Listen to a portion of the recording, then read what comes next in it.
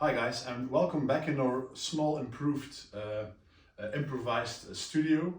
Today we're going to talk a little bit about the German Feldbluse or Feldbluse, German tunic as you prefer, of the Second World War. Mainly we're going to talk about the different models and also the different models and what is the different models of the SS tunics. So what is the difference between an army tunic and an SS tunic. As you can see, I put a lot of tunics on the table. Excuse me, but I don't have all the models, but I'll try to explain the missing gaps as good as possible so you can have an idea. So to start, I don't have the earliest model in my collection, but the first model that was actually introduced in the army in the Second World War, or before the Second World War, in 1933, was the M43 Feldbluse, also referred to an M44 or M35 Feldbluse. So they all look similar and they all look alike on the next model, which is the M36 model. Now, this is the M36. What is the main difference between this one and the previous one that I honestly don't have because they are that rare? It is the lining. The lining of an M33, 34 or 35 one is very minimalistic compared to this one. As you can see here, this one has a full liner on the back and on the sides, while an earlier example will not have these panels inside. This liner was continued to use during the whole war, so all tunics from M36 on will have a similar looking lining until all the models. So this brings us to the second model. I already said it. It is the M36 tunic. So this is a standard M36 tunic from a German Oberfeldwebel. So it's a non-commissioned officer. You can see it because it has the silver dress. If it was an enlisted tunic, it would not have this dress. It's a beautiful tunic, and it still has the first pattern applied breast eagle, which is a great backing and is nicely detailed.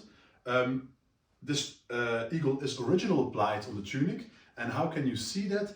It's because it's applied with the zip and flip technique. What did they do?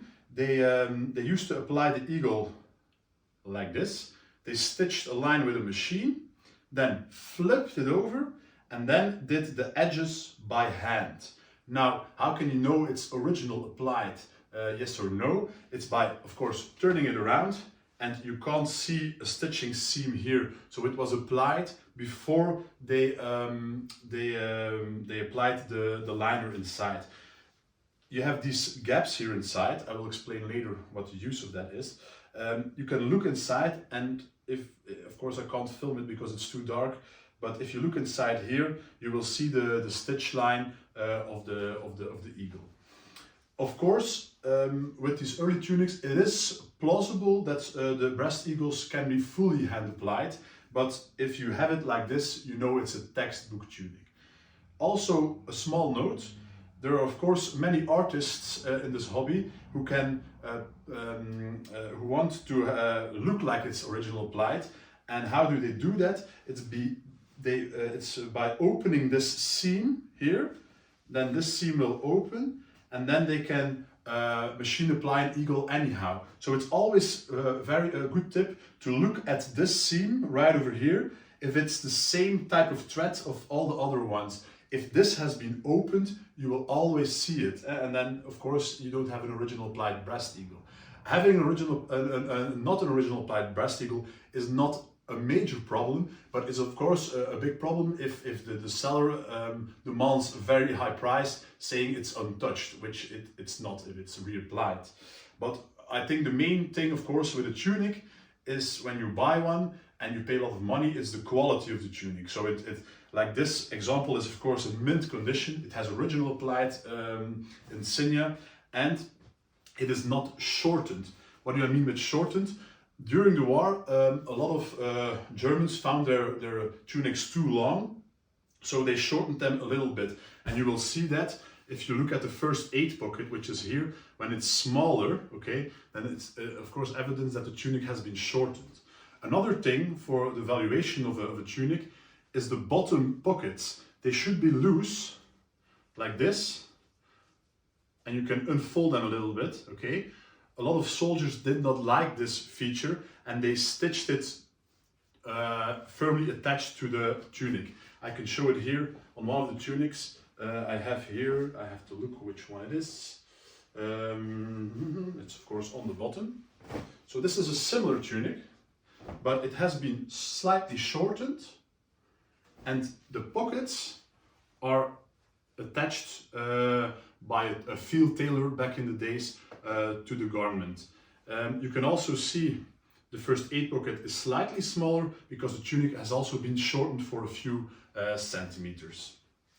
So this is the M36 tunic. The basic things to recognize it is, of course, it has a little bit of a blue-green shades of color. It has a dark blue color, dark green color. And of course, when we look to the next model, which is the M40, it is exactly the same jacket, but the color is not dark green anymore. So an M40 jacket, just like the M36, has 5 buttons up front. It still has the same style of pockets with the seam in the middle and the small tip here under the button, but no M36 bottle green color anymore. Now, it is possible that you can find an M40 tunic or even later models with a dark green color. This tunic I just showed before is actually an M40 tunic, but it still has the M36 color. Now, why is that? It is because that the first professional soldiers of Germany who fought in Sudetenland, the annexation of Austria, or the first steps to war in 1939 in Poland, were seen as the first veterans of the war, and they all wore the M36 tunics. So when their tunic was worn off and they got a new tunic, like an M40 tunic, they looked like they were just newly entered in the war. So what did these guys do? They went to the field tailor and they replaced the normal plain green color with a dark green color, and that's why they were seen by others, new soldiers, as veterans of earlier phases in the war. So M40 tunic, army, and next to it, very rare, M40 tunic of the SS. Now you can already see the difference in color. This early M40 tunic still has a M36 shine of color, which is a bit of blue-green color. This M40 tunic, which I believe is produced a bit later in the war, maybe 1941, is a typical SS model. Now, how can we tell the difference between the two? Well, it's very interesting, but we have to open them first.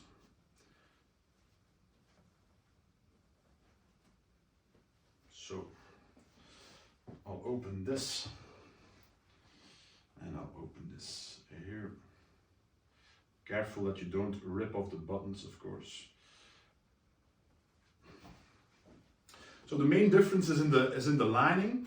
I will show a better close-up later, but I'll tell you how it goes here. So a liner of an M40 tunic army has this corner here in the liner, here and here, while an SS tunic is straight to the bottom and then has a corner over there. It's also typical that some manufacturers only produce SS clothing, so by looking at the manufacturers you can also sometimes tell it's SS or not with M40 tunics. I was telling it was made in 1941, and I just see here indeed the date 1941, which explains the difference in color. Well, I'm pretty sure this one here is dated 1940, so it's an early one. These M40 tunics, the army ones, were already produced in 1939. M40 was just a name that collectors gave to the tunic later, but it is possible you can find an M40 tunic dated 39.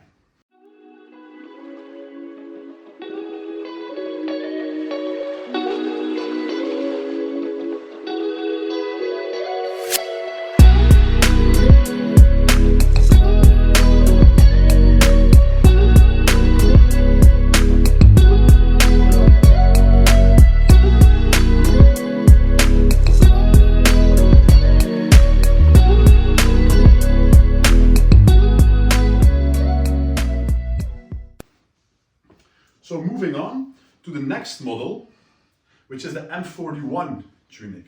Now, I'm very unlucky not to have one here at the moment, but as you can see here, this is an M41 tunic we recently sold on the website. It was a piece of my personal collection, and there's only one main difference with the M41 tunic, and instead of the 5 buttons of the M40 tunic that I just showed you, it has 6 buttons up front. It still has the same pockets, and it still has the plain green color. So that's an M41. So moving on to the M42 jackets. The M42 jackets are, of course, a little step further in the war, and they want to make the production of the jackets more simplified. How did it do that? By removing the seam in the middle of the pockets. So an M42 jacket has 6 buttons up front, like the M41, but it doesn't have the seams anymore in the pockets. It does still have the tip underneath the button. So 6 buttons and pockets without the seams. The SS tunic did not get the 6 buttons and still has the 5 buttons. So typical for SS tunic M42, it still has the 5 buttons, but the seam in the middle also was taken away. A main difference between these M42 jackets with Army and SS, besides the buttons, are the belt loop holes. So in these holes there would be belt loops, like you can see here. And for the SS tunics there are only 2, while in the Army tunics there are 3. So just a small history about this jacket here. I got this, I think, about a month ago in Germany. One of my pickers, who often gives me a call, called me with exciting news that he found a German jacket. So I stepped in my car and drove to Germany, 2 hours drive. And I came there and I encountered this jacket. It was literally just came out of the attic after a person died.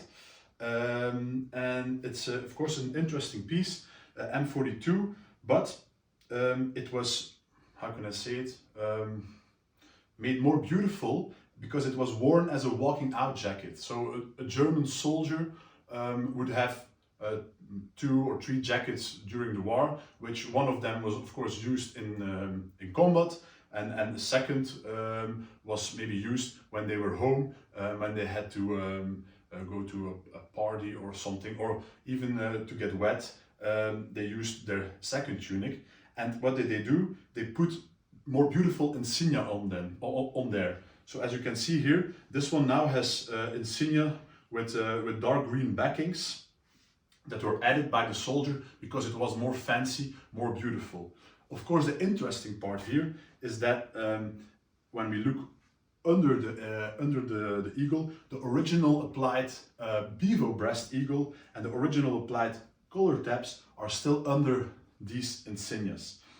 It's of course a nice example with a Sturmboot patch on the side, which was an experienced steerman for small rubber boats. Even better, I'm not talking about jackets anymore, but just about this thing, because it's so interesting. When I opened the jacket, the whistle was still inside, and of course it came with its original M40 pattern trousers. Maybe something I can cover in the next video. On top of that, it came with all the documents of this guy in the pocket. Here we go. And of course, very interesting, his Sollbuch was still in there, where he, I think, wears this jacket before these fancier insignias were applied.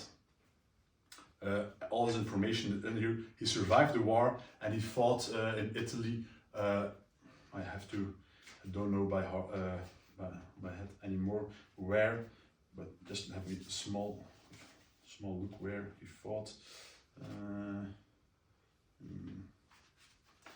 Let me see here. It's always interesting, these papers.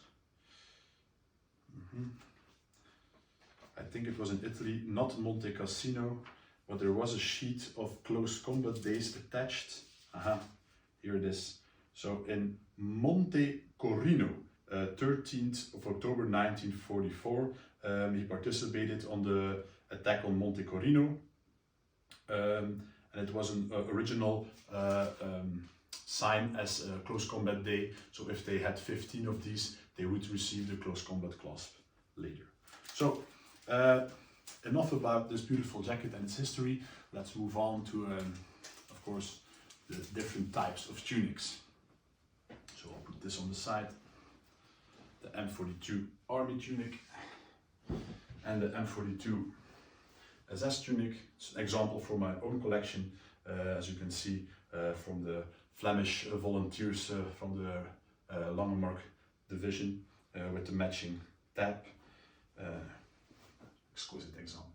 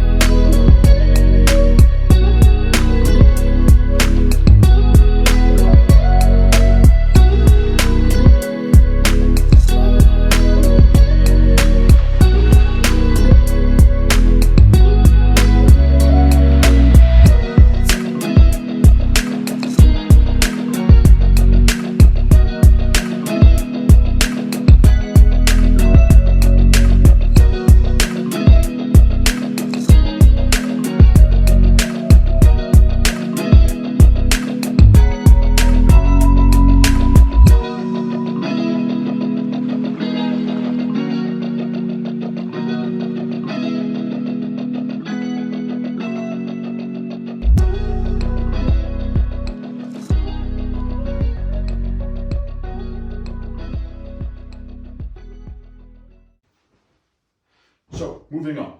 Next, we had the M42 model, and now we have the M43 model. So we move on in the war, so the production had to go faster, of course. So what did they do? There was still one thing they could remove, and it was the tip on the buttons. So the tip is now gone, and the flaps here are straight. SS tunic, the same. So besides that, it's actually similar. They have 6 buttons on the Army tunic, 5 buttons on the SS tunic, 2 holes on the SS tunic, 3 holes on the Army tunic. Another typical feature for SS jackets, it doesn't have to be like this all the time, but it's a positive sign. When you open them, you will see that the liner is made out of HBT, which is a herringbone twill, like this, goes like this, in this grayish type of cloth. It's typical for SS tunics. And of course, this one has the famous SSBW marking, which is something we like to see in SS tunics. And of course, couldn't be more SS than this. You often see that this stamp was torn out after the war because, of course, when these soldiers went to prison camps, they want to avoid being recognized as SS personnel. So often you see that this stamp is torn away. So the M43 jacket in the Army, if you open it, you will see a typical army liner in artificial silk, and then you have the stampings here on the side as well. Okay, so the M43 tunic.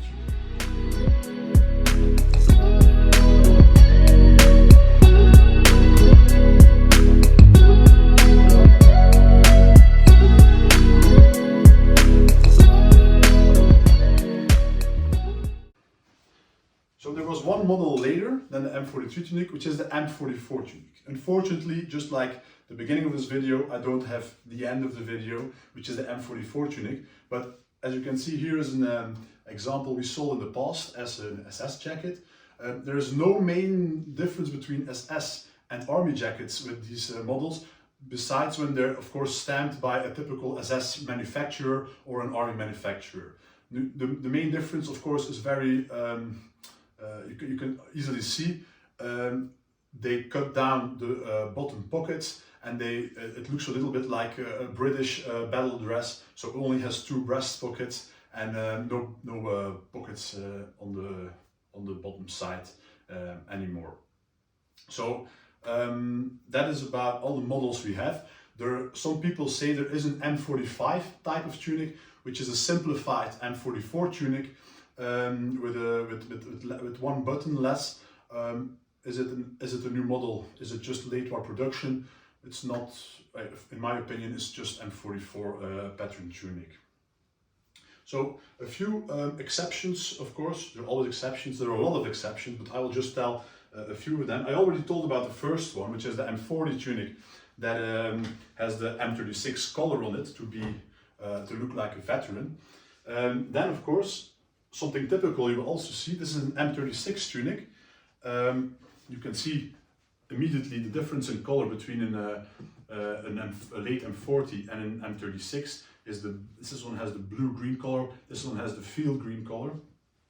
And as you can see here, this one has officers' insignia mounted on them. So a lot of officers would use these tunics in field instead of their tailor-made tunics, which were nicer, of course. So when they went into combat, they used the same tunics, not all of them, but most, as the enlisted soldiers, but they put the officer's insignia on there. This one, of course, was a bit retailored. It was for an officer, and it also has the pockets stitched on the tunic. A typical thing, of course, for these officer upgraded tunics.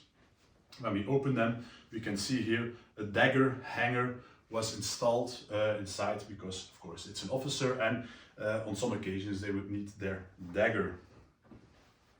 So this is the last jacket. So this is a typical tailor-made officer jacket. It has an M36 pattern collar. It already has 6 buttons, so we can already date this tunic around 1941 or later because it has 6 buttons. These officer tunics were not mass-produced, but rather tailor-made. So an officer had to go to a tailor and had these tunics made by hand. And buy it themselves, of course. And when you see inside, it totally looks different than a normal enlisted tunic. It is fully lined, it's more beautiful, it's a quality piece. Nothing to compare with all the rest I showed, but I thought it should be in this video. So, I know it was a long explanation, but I hope by telling you all this, you have a good feeling about the difference of models of Army and SS jackets. So here we are in my man cave, my personal collection, and of course I like these German tunics as much as you guys. So here are 2 examples in my own collection. There are 2 M36 tunics that I just explained. They have the dark green colors, they have the tip on the button, under the button, the seam here, 5 buttons, and of course the special of this early blue-green color.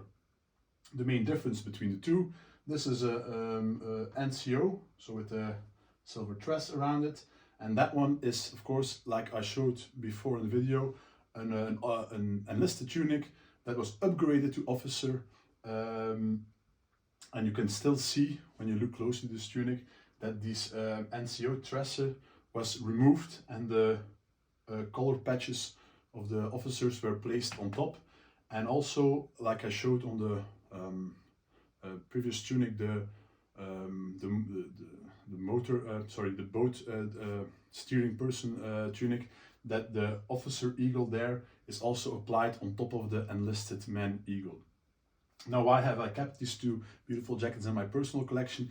I have them for more than 20 years already, and both of them have the original Narvik shield applied on the sleeve, which is of course something very special, as there were only a few mountain troop units there that received the shield, and of course it's very hard to find a tunic in untouched condition, because both are untouched, not restored, have their original insignias applied. This one has the zip and flip like I showed before, so that's why these two tunics remain here in my collection, but I would like to share them with you. So I hope you enjoyed this video about German tunics, Army and SS. I know I talked a lot, it's a lot of information. It's only a small amount of the information that I know and I can share in this short amount of time. If you have any questions, feel free to contact me. And don't forget, if you want to see more of this type of videos, please subscribe on our channel here on YouTube. Like this, it will help not only us, but other collectors to get in touch with these videos of us. So thanks for watching, and we'll see each other on the next video. Bye!